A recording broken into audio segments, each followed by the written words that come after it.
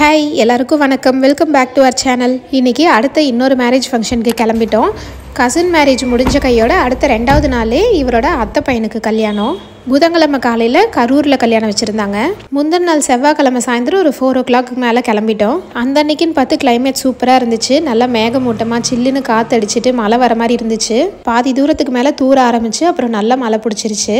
நம்ம வீட்லேயே டெய்லியும் சமையல் செய்கிறது, ஸ்கூலுக்கு அனுப்புறதுன்னு ஒரே மாதிரி டெய்லி ருட்டீன்ஸ் போயிட்டு இருக்கும்போது ஏதாவது ஃபங்க்ஷன் வராதா, அவுட்டிங் போக மாட்டோமா அப்படின்னு இருக்கும்.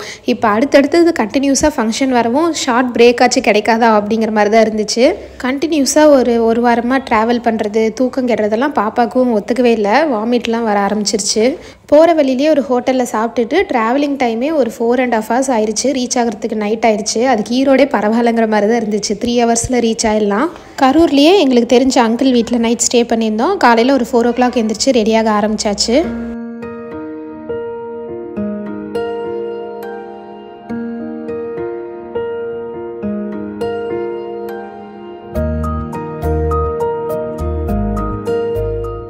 முகூர்த்தம் காலையில் 4:30 to 6 o'clock. நாங்கள் எல்லோரும் ரெடி ஆகிட்டு அங்கே ரீச் ஆகிறதுக்கு ஒரு 5:30 ஆயிடுச்சு. வீட்டுக்கு கொஞ்சம் பக்கத்துலேயே வெண்ணெய்மலை முருகர் கோயிலில் தான் கல்யாணம். அன்றைக்கி சரியான முகூர்த்தம். நிறையா கல்யாணம் நடந்துச்சு, நிறைய கூட்டம்.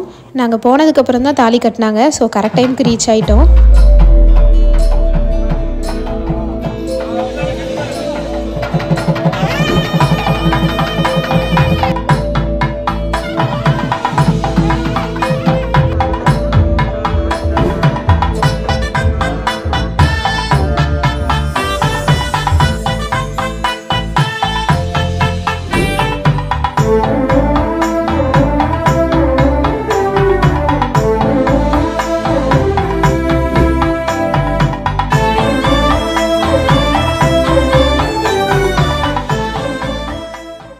கல்யாணம் முடிஞ்சதுமே 6 o'clock மேலே லைட்டாக விடிய ஆரம்பிச்சிருச்சு.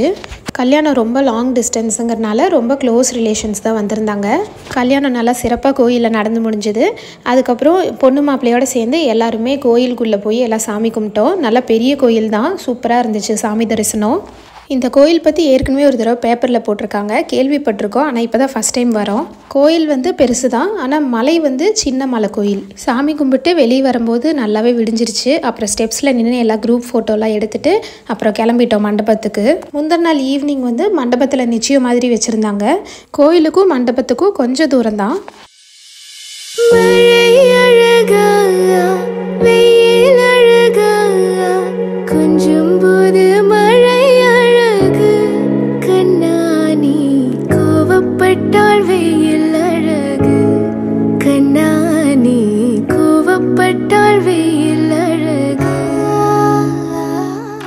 மண்டபத்துக்கு போகிற வழியில் பாதரசலிங்கம்னு ஒரு கோயில் இருந்துச்சு. அங்கேயும் சாமி தரிசனம் பண்ணிவிட்டு அப்புறம் மண்டபத்துக்கு போய் பிரேக்ஃபாஸ்ட் சாப்பிட்டோம்.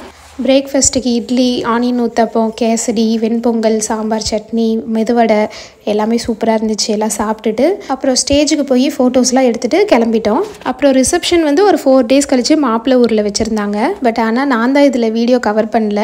ஒரு பக்கமும் போயிட்டு வீடியோ எடுத்துகிட்டே இருந்தால் என்ஜாய் பண்ணவே முடியறதில்ல. ஸோ இந்த தடவை என்ஜாய் பண்ணலாம் அப்படின்னு சொல்லி ஃபோட்டோஸ் மட்டும் எடுத்தோம். ரிசப்ஷன் நல்லா கிராண்டாக செஞ்சுருந்தாங்க. டிஜே போட்டிருந்தாங்க. அப்புறம் லஞ்சும் எல்லாம் சூப்பராக இருந்தது. மஷ்ரூம் பிரியாணி, நான், பன்னீர் கிரேவி, வடை, காலிஃப்ளவர் சில்லி, 2 ஸ்வீட்டு, பொரியல், அப்புறம் அது இல்லாமல் ஐஸ்கிரீம், அப்புறம் ஃப்ரூட்ஸு. சம்மர் ஸ்டார்ட் ஆனனால எல்லாமே ஐஸ்கிரீம், ஃப்ரூட்ஸ் எல்லாம் சாப்பிடுங்கன்னு சொல்லி கிருத்திக்கு பாப்பாக்கு எல்லாத்துக்கும் கொடுத்தாச்சு. லஞ்சு சாப்பிட்டு அப்புறம் கிளம்பிட்டோம். இந்த வீடியோ பார்த்து நீங்கள் எல்லோரும் என்ஜாய் பண்ணியிருப்பீங்கன்னு நினைக்கிறேன். இன்னொரு வீடியோவில் மீட் பண்ணலாம். Thank you, bye bye.